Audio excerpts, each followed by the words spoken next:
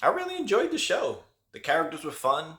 I had a good time exploring the universe and seeing what they can do and watching their relationships grow throughout the season. And I look forward to a season 2.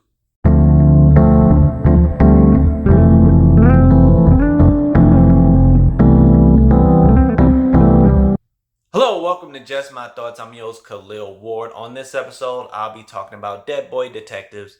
It's a Netflix show, 8 episodes. They're like 45 minutes each. We follow Edwin and Charles. Edwin is the brains of the operation. He died in 1916. Actually, we learned that he was sacrificed by some boys at his school to a demon.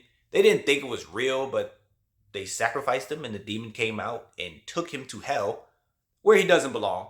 He eventually escapes hell. He comes across Charles. Charles is the brawn of the operation, always ready to fight, help his bro out. He died in 1989. They spend some time together. They decide to open Dead Boy Detectives Agency to help ghosts solve crimes. One of their first cases is with this girl named Crystal. She's human, but she's a clairvoyant, so she's able to really see the boys. If she touches someone, she can see their memories and things like that. And they help her deal with an ex-boyfriend that's in her head. It's a demon stuck in her head, messing with her. They rescue her, and then there's a case with this little girl somewhere else. So they take her, they go to solve this case, and Crystal becomes like the unofficial third member of the team.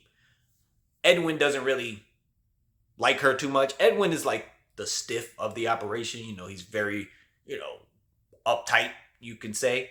So when they get to this town, Edwin does something to a cat, like uses magic on a cat, and you're not supposed to do that.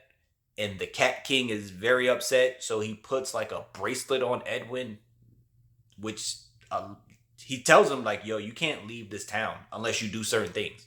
So they get stuck in this town, and the majority of the season takes place in this town.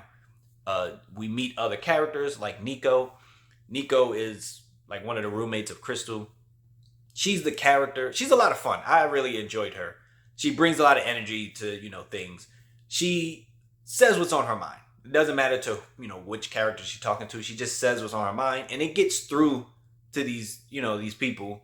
But she's pretty smart, and she does eventually start helping with some cases. I guess you can say she's the fourth member at some times because she does stick around for some cases. But as the boys each episode try to solve a case, they have subplots that's going on. You still have Crystal dealing with her boyfriend in her head, and every once in a while she might black out, and she's dealing with that. At one point they do something they're not supposed to do, and it gets the attention of the afterlife, lost and found, and they are a place where they make sure souls are in the right place.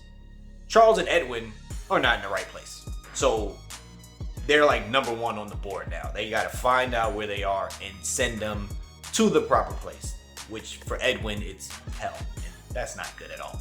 So it's a cool show. Like each episode, you learn more about the boys. You learn about Crystal. And they open up with each other and start, addressing things that they may have kept hiding, from one another, especially dealing with their deaths. And their deaths were never solved, so they didn't really want to, talk about it too much. Crystal doesn't know who her family is. She lost her memories because the boyfriend took them. So she's still trying to navigate who she is and where she belongs. So it's a cool show. They solve crimes, and it's fun.